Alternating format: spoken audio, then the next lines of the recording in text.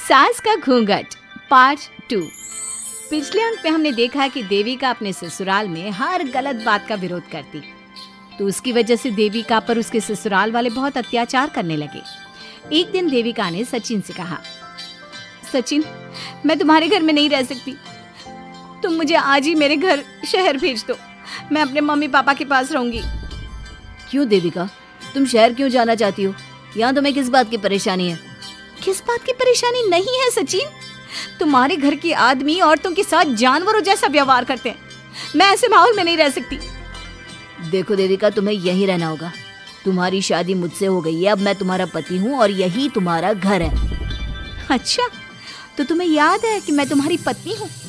जब तुम्हारे पिताजी और चाचा जी मुझे एक हफ्ते के लिए कमरे में बंद कर देते हैं, तब तुम्हें क्यों याद नहीं आता कि जो औरत कमरे में बंद है वो तुम्हारी पत्नी है?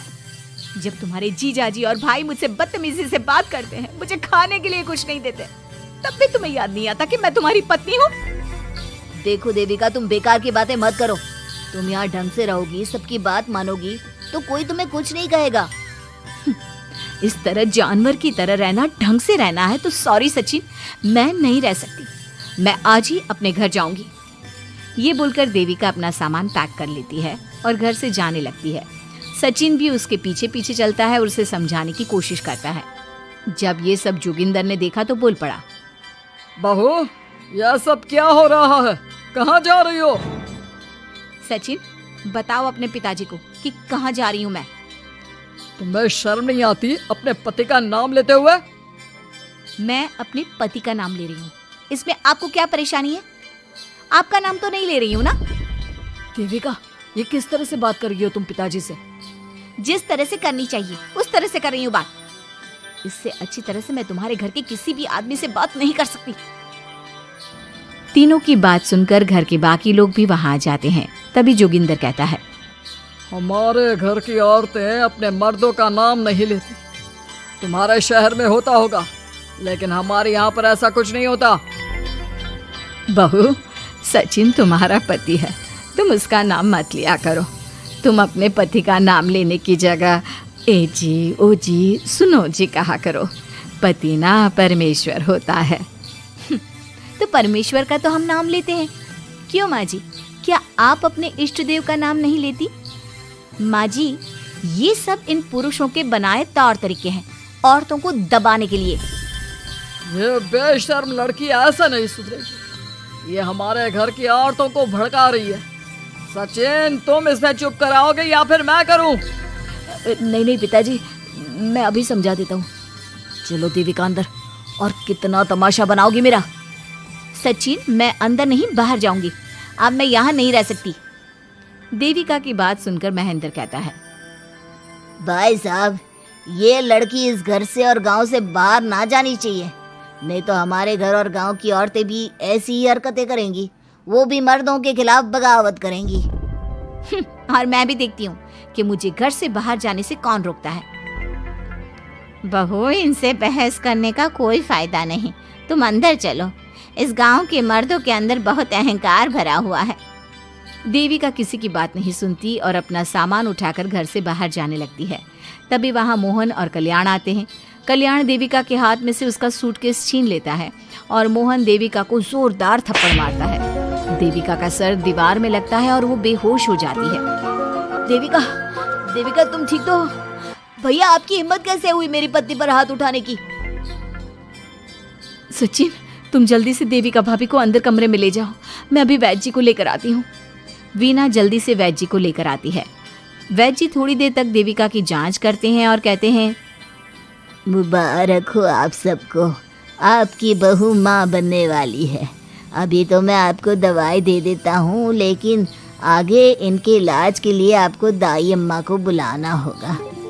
ये बात सुनकर घर के सभी लोग खुश होते हैं। देविका को जब होश आता है, उसे ये बात पता चलती है तो वो बहुत खुश होती है।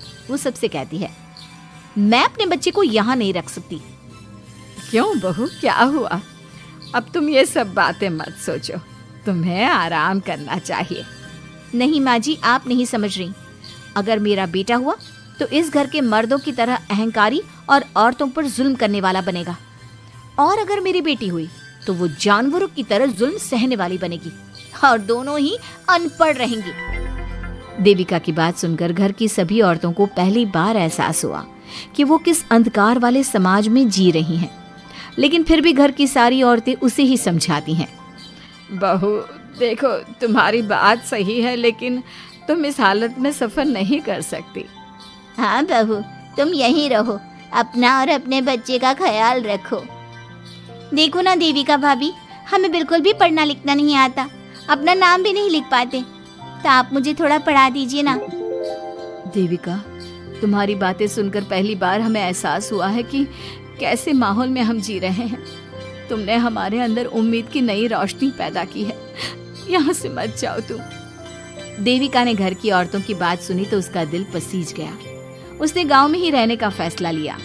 वो अपने घर की औरतों को रोज पढ़ाती, उन्हें अपने अधिकारों के बारे में, देश के बारे में बताती। इसी तरह कई दिन बीत गए और एक दिन सुजाता ने सचिन से कहा, सचिन, देविका की तबीयत ठीक नहीं, तुम जल्दी जाकर दाई अम्मा को बुला लाओ ना। भाभी, दाई अम्मा क्या कर लेंगी? आप किसी डॉक्टर को बुला लो, मेरी तबीयत ठीक नहीं है। देविका, गांव के लोग डॉक्टर पर भरोसा नहीं करते। दाई अम्मा बरसों से ये काम कर रही है, वो तुम्हें ठीक कर देगी। सचिन, तुम्हारे घर वाले अनपढ़ हैं, तुम तो पढ़े लिखे हो ना, देख नहीं रहे मेरी हालत क्या हो रही है। तभी तो बोल रहा हूँ, समय बर्बाद मत करो, मैं अभी आता हूँ। सचिन दाई अम्मा को बुलाकर ले आता है। दाई अम्मा घरेलू नुस्खों से देविका का इलाज तो कर देती है। कुछ समय के लिए उसकी हालत भी स्थिर हो जाती है, लेकिन वो पूरी तरह से ठीक नहीं होती।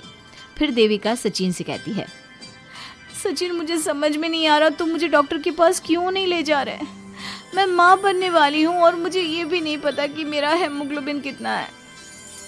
दाई अम्मा कर रही है ना तुम्हारा इलाज। लेकिन दाई अम्मा को कुछ समझ में नहीं आ रहा कि मेरे साथ क्या हो रहा है। अगर देखो तुम मुझे नहीं लेकर गए ना तो मैं खुद ही चली जाऊंगी। अगले दिन देविका की तबीयत दोबारा बिगड़ जाती है और दाई अम्मा के किसी भी नुस्खे से वो ठीक नहीं हो रही थी। देविका ने सारी हिम्मत जुटाई और वो अकेले ही डॉक्टर के पास जाने लगी। उसे देखकर मोहन कहता है, बहू, इस हालत में कहाँ जा रही हो? आप लोगों के भरोसे रही ना तो आप लोग मुझे मार ही डालोगे। डॉक्टर के पास जा रही हूँ मैं। बहू, तेरा दिमाग तो ठिकाने पर है। हमारे घर की औरतें मर्दों से इलाज नहीं कराती। हे भगवान, इन जाहिल लोगों को मैं कैसे समझाऊं? डॉक्टर औरतें भी होती हैं। बहू, तो हमें पागल मत बना, हमने तो कभी कोई महिला डॉक्टर नहीं देखी। तू झूठ बोलकर निकलना चाहती है ना? इस गांव की सरहद से आप लोग कभी बाहर नहीं गए ना, इसलिए आप लोगों को नहीं पता कि महिलाएं डॉक्टर के अलावा क्या क्या है। ए लड़की, तुझसे तमीज से बात कर रहे हैं तो तू ज्यादा हवा में मत उड़। बोला ना एक बार, चल अंदर जा। चाचा जी, मैं अंदर नहीं जाऊंगी, डॉक्टर के पास जाऊंगी। मेरा इलाज सिर्फ डॉक्टर ही कर सकता है। ये बोलकर देविका घर से निकल रही थी कि तभी जोगिंदर ने उसे कमरे में ले जाकर बेड पर जोर से धक्का दे दिया, जिसकी वजह से देविका के पेट में चोट लग गई और वो दर्द की वजह से जोर जोर से चिल्लाने लगी। ये देखकर घर की सारी औरतें देविका को संभालने लगी। देविका, हिम्मत रखो, सब ठीक हो जाएगा। देविका भाभी, आप ठीक हो ना? माँ, कुछ करिए ना, भाभी की तबीयत बहुत खराब हो रही है। लेकिन मैं क्या कर सकती हूँ? भाभी, कुछ तो करो, कहीं बहू को कुछ हो ना जाए। उधर जोगिंदर मेन गेट पर बड़ा सा ताला लगा देता है और कहता है, आज के बाद इस घर से कोई भी औरत बाहर नहीं निकलेगी। देविका का बच्चा भी इसी घर में होगा, ये जिंदा रहे या मर जाए। जोगिंदर की बात सुनकर सभी औरतें बाहर आती हैं। जब विमला को इस बात का एहसास हो जाता है कि जोगिंदर देविका को डॉक्टर के पास किसी कीमत पर नहीं जाने देगा, तब विमला पहली बार अपना घूंघट उठाकर तेज आवाज में कहती है, मैं भी देखती हूँ देविका को डॉक्टर के पास जाने से कौन रोकता है। आज देविका डॉक्टर के पास जाकर रहेगी। देविका की सास का घूंघट आखिरकार उतर ही गया। घर के आदमियों ने पहली बार विमला का ये रूप देखा था और उसकी तेज आवाज पहली बार सुनी थी। क्या विमला अपनी बहू की जान बचा पाएगी या जोगिंदर अपनी पत्नी की आवाज भी दबा देगा? ये जानने के लिए हमारे अगले एपिसोड का इंतजार कीजिए और हमें कमेंट में ये भी बताइए कि घर की औरतों को आगे क्या कदम उठाना चाहिए।